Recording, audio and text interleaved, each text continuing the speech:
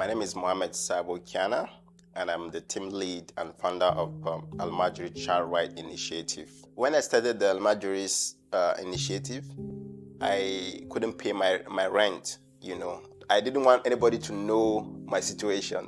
And then deep inside me, I still do not want to accept any job. I just still want to do this. I told myself, look, before I leave this, I must bring it to certain level of awareness, and I was homeless. I used that word. I was like homeless in a way. Up until 2017, one of the former LEAP fellow shared the link. A lot of things run through my mind, and one of it was like, if this LEAP workshop doesn't make sense to me, I'll come back and look for a job to do, because I need to be alive, to talk about the Almajiri children. I applied in 2017. I was not selected. In 2018, I got selected to be part of the Social Innovator Program. It was just at the point where I was almost going to stop the idea.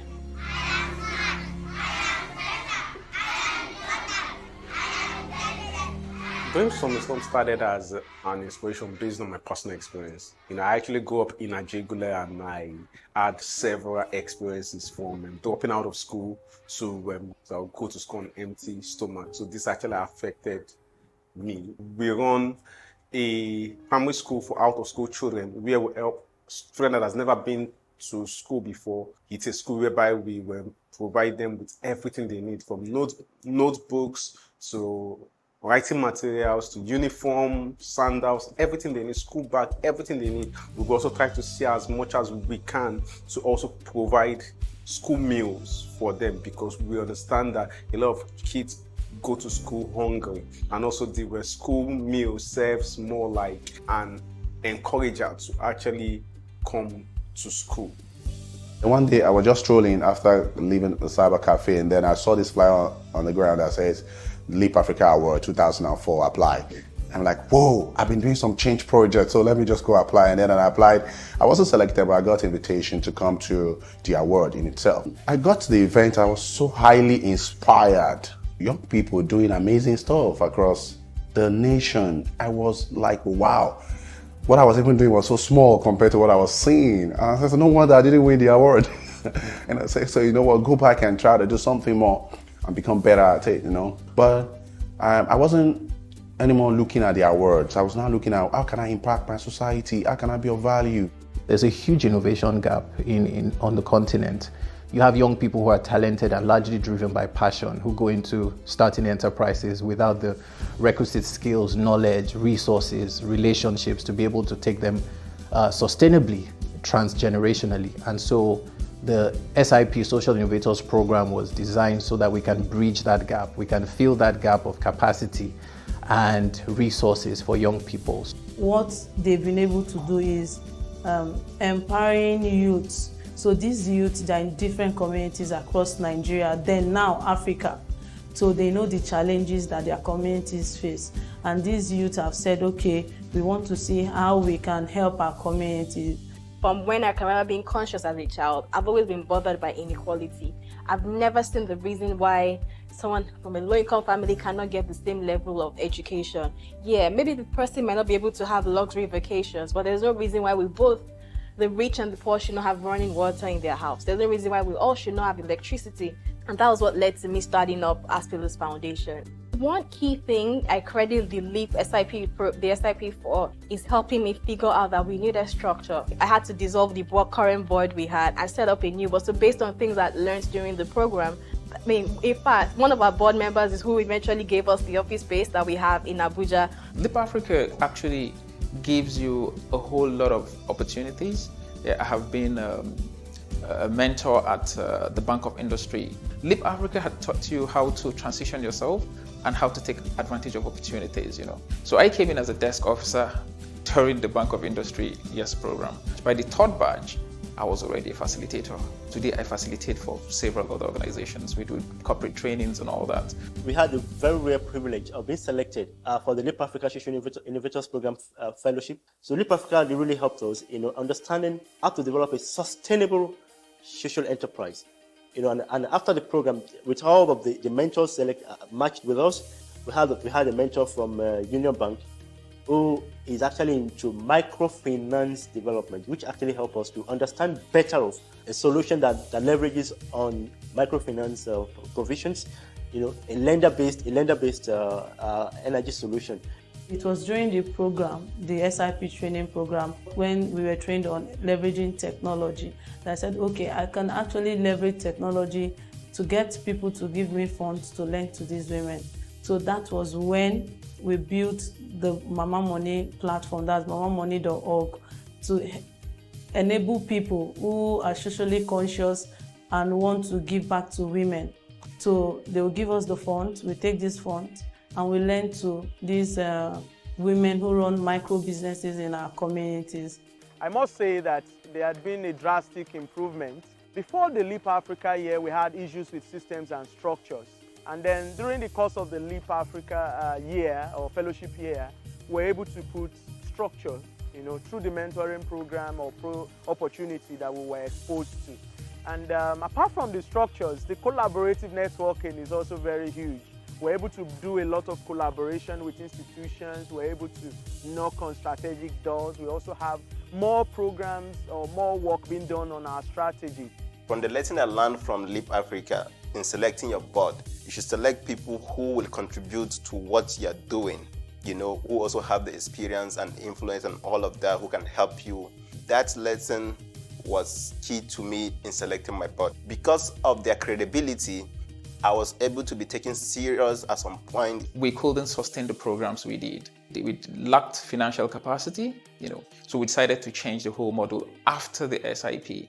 We were able to have a board of advisory, have a board of directors, brought in more people and more professionals, and eventually we got the award. It was a total transition for me. So I didn't really have an organization. So I just had a project name. It was my 22nd birthday, so it was more like reach out 22 projects for vulnerable children. I just wanted to reach out to people. So that was what I was actually doing before SIP. I just wanted to do something. So joining the SIP was a transformation. I understood what I wanted to do. I understood structures. So I got trained. I got equipped. I understood what I really wanted to do beyond passion. In that training, I was able to learn how to leverage technology to scale social impact. I learned about putting structure in my business. So entrepreneurship is different from social entrepreneurship. So how do you identify? So tying what you do to the SDGs. So Leap Africa taught me all that. Now we measure our impact in terms of how many children are being transformed nutritionally, how many mothers we are empowering. We are always thinking of the bottom of the pyramid, the numbers. Another important thing was winning the Social Innovator Grants by Union Bank, and this was really helpful for us to buy a micronutrients mixer, and so it helps us to directly mix micronutrients into our product. The children are getting more nutrients, more vitamins and minerals. So thank you, Leap Africa. Thank you, Union Bank. Recently, I was also referred to Women at Risk International Foundation Lagos on the United Nations Women Spotlight Initiative project. So my company have been contracted to be the FCT implementing partner. So it's a big one for us. And all kudos to Leap, because through Leap, we have been able to transition, we have been able to develop ourselves, we have been able to establish partnership and contacts, and eventually we're still doing well within the nonprofit space. In this journey, it's sometimes easy to get discouraged, but every day I always remember the power of one or two people in different locations that we work in that I hold up as our beacons, and it's the same thing I tell my team when we're getting discouraged. So when I look at Hawa, who only just got a job because she passed through the Abo Coders program, she had been waiting to get admission, to get a lot of things, but she couldn't. But now she has a better job. She's earning money because she passed through us. So I look at things like that, or people like that, and I'm like, yes, this is worth it. Even if it's just this one person we're able to touch. In 2020, we carried out certain projects at different prisons, particularly in Oko Prison, Benin, and Kefi Prison in Nasarawa, and we actually got funds from Leap Africa to carry out that project. We were able to provide relief materials to over 3,000 inmates and officers of the prison. We got selected for Unleash Innovation Platform Lab in Denmark, which was facilitated by Leap Africa, and then we had also benefited from several other, sustainable development programs, that has really helped in the company. But the highest point for me was when one of our distributors, one of our women sellers, she told me, I quit my job. This is what I now do full time. She actually left her job, and Baby Girls is what she does full time. And now we have so many women like that. That was really high for me. And since then, every time, even when I'm scared or things are not going well, I think about all the staffs whose salaries need to be paid, all these women who sell Baby Gloves, all the people who tell me Baby Gloves is the only thing that their children eat. It just validated everything that I was doing at that point in time. First, a very big thank you to Leap Africa for investing in me, and because indirectly when they invested in me as a young person, they've invested in the over 11,000 plus women that we've been able to empower. Our goal as an initiative was to create critical visibility about the plight of these children, bring their issue to policy level.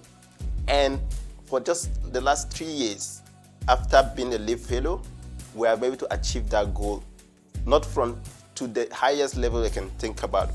The European Union now have Al-Majri as part of its programmatic area. This is the first time they have ever done that. We have what we call the Global Day of Impact for Al-Majri Child Goals. So where we inspire people across the northern part of the country to do something to affect Al-Majri children within their community. Enroll them to school, feed them, get them to clean their environment, support them in any way, The number of stomachs that we have fed, the number of children that would have never been to school that we sent to school, the women that did not have hope, but we gave hope. So the people that we've actually given their lives meaning makes us a success. And that alone gives me a sense of satisfaction that yes, we are indeed making great impact within our community, outside of our community. Being a resident at New York for a year, studying in Columbia University, shaking hands with President Obama, you will agree with me that it's some personal achievement, But most importantly, putting smile in millions of children, creating a future impact that will affect millions of children in the years to come would have all been lost if I had not, gotten the support I got from LEAP.